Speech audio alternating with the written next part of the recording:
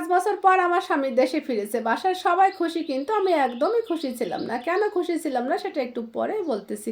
হঠাৎ করে আমার স্বামী আমার দিকে তাকিয়ে বলতেছে, "কি ব্যাপার তোমার? কি মন খারাপ নাকি অন্য কোনো সমস্যা? আমাকে বলো।" আমি তখন বললাম, "আমার কোনো সমস্যা না, তুমি রেস্ট নাও, আমি একটু পরে আসতেছি।" তো তার জন্য যখন আমি পানি নিয়ে যাচ্ছিলাম, আমার একটু পায়ে আঘাত ছিল, আমি তখন একটু খুঁড়ে খুঁড়ে হাঁটতেছিলাম। সেটা আমার হাজব্যান্ডের চোখে পড়ে। আমার স্বামী তখন আমাকে সাথে সাথে ডেকে বলে, "কি ব্যাপার, কি হয়েছে পায়ে?" আমি তখন বললাম, "তেমন কিছু না, একটু ব্যথা পেয়েছিলাম। আচ্ছা, আমি অনেক ক্লান্ত, আমি একটু ঘুমিয়ে নেই। ঘুম থেকে উঠার পর আমরা দুজন মিলে ঘুরতে যাব।"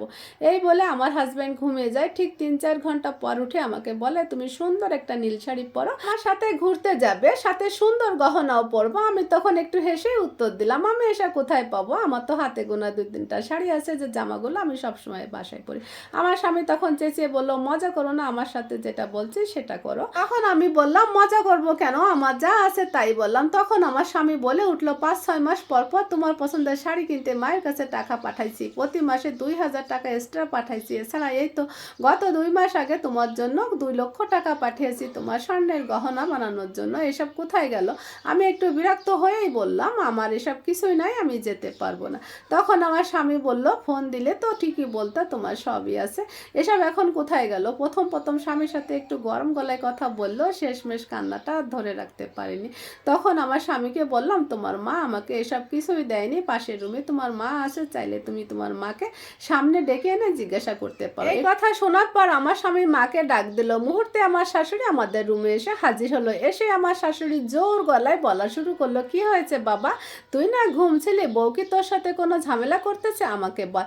আমার স্বামী উল্টে আবার তার মাকে বলল, "আমার বউয়ের শাড়ি কই, গহনা কই? ওকে যে এত জিনিস দিয়েছে, এগুলো কোথায় গিয়েছে? ওর কোনো জামা কাপড় নেই কেন? আমি আজকে এতদিন পরে বাসায় এসেছি, তারপরেও দেখি ওর গায়ে নোংরা একটা কাপড়।" মুহূর্তে আমার শাশুড়ি চুপ হয়ে গেল। তার মুখ থেকে একটা কথা বের হচ্ছে না। তখন আমার স্বামী বলে, "কি হলো মা, উত্তর দাও।" তখন আমি এক প্রকার বলে উঠলাম, "তোমার মা কি উত্তর দেবে? আমি বলতেছি, তুমি সব শোনো। শোনো, তুমি বিদেশ যাওয়ার পর তোমার মা আর তোমার বোন আমাকে অনেক কষ্ট দিয়েছে, যা বলার মতো না। কাজে যদি ভুল হয়েছে, কখনো তোমার মা, কখনো তোমার বোন সাথে সাথে আমার গায়ে হাত তুলতো। ওই যে তোমার বোনকে দেখতে পাচ্ছ না, আমার থেকে ছোট, কিন্তু ওর সাহস হয় কি করে আমার গায়ে হাত তোলা? আর কি রইল, গহনা আর জামা কাপড়ের কথা? গত মাসে আমাকে যে টাকাটা পাঠিয়েছিল, ওই টাকা দিয়ে তোমার বোন নতুন একটা আইফোন কিনেছে। পারলে জিজ্ঞাসা করেই দেখো, সে তো সামনেই আছে। আর এই যে প্রতিটা ঈদ আসতো, ঈদের সময় বাসা বাড়িতে যেসব মহিলারা কাপড় নিয়ে আসতো, এই যে 200-400 টাকা দাম, ওইখান থেকে আমাকে কিনে দিত।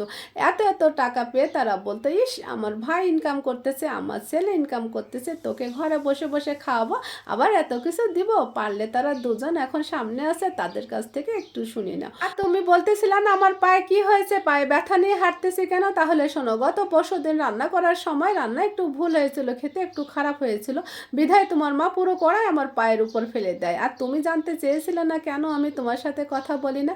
আসলে তোমার মা আর বোন আমাকে কথাই বলতেই দিত না। এসব কথা শোনার পর আমার স্বামী তার মাকে জিজ্ঞাসা করে, "মা, আমার বউ যা বলতেছে তা কি সত্য?" তখন তার মা কোনো উত্তরই দিতে পারে না, কারণ তার কাছে কোনো উত্তরই ছিল না। কেন তোমরা আমার অনুপস্থিতিতে তার সাথে এত খারাপ ব্যবহার করেছো, তাকে কাজের মেয়ের মতো করে রেখেছো? তার মা বলে, "বাবা, ভুল হয়ে গেছে, আমাকে ক্ষমা করে দে।"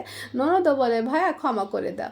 এমন অবস্থা আমার স্বামী অনেক রেগে যায়। আমার স্বামীকে বললাম, "তুমি শান্ত হও, যাওয়া হবার হয়েছে।" আমার শাশুড়ি আর ননদ রাগ দেখিয়ে রুম থেকে বের হয়ে যায়। তখন আমার স্বামী আমাকে বলে, "আমার অনেক ভুল হয়েছে, তোমাকে এভাবে রাখা আমার উচিত হয়নি, আমি ক্ষমা চাচ্ছি।"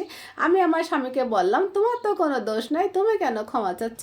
আমি স্ত্রী হিসাবে তোমার কাছে একটা জিনিস চাইবো, তুমি কি দিবে?" আমার স্বামী বলল, "বলো।" আমি বললাম, "তুমি আর বিদেশে যাবা না, যেটা হয় দেশেই থাকবো।" আমার স্বামী তখনও বলল, "কথা দিচ্ছে আর বিদেশে যাব না।" আমার স্বামী আমাকে বলল, "অনেক হয়েছে, এখন চলো মার্কেটে যাব, তোমার কি কিনায় আজকে সব কিনে দিব, অনেক ঘোরাফেরা করব দুজনে।" আসলে যাদের স্বামী বিদেশে থাকে তাদের তো কষ্টের শেষ থাকে না, তারপরেও যদি শ্বশুরবাড়ির লোকজন এমন করে তাহলে তো কথাই না। যাই হোক, এই গল্পটা কাপড় লেখা তোমাদের মাঝে শেয়ার করলাম। আর এই যে গল্প করতে করতে কিন্তু আমার ইফতারও রেডি হয়ে গিয়েছে, আর ইফতারির সময় হয়ে গিয়েছে। আমি সব কিছু যে রেডি করে নিয়েছি, এখন ইফতারি করব। তো তোমরা ভালো থেকো, তোমাদের জন্য আমার দোয়া থাকবে, আর আমাকে একটা তোমাদের দোয়াতে রেখো। প্রথমে সালাম দিতে পারি নাই, আমি এখন সালাম দিয়ে বিদায় নিচ্ছি। আসসালামু আলাইকুম।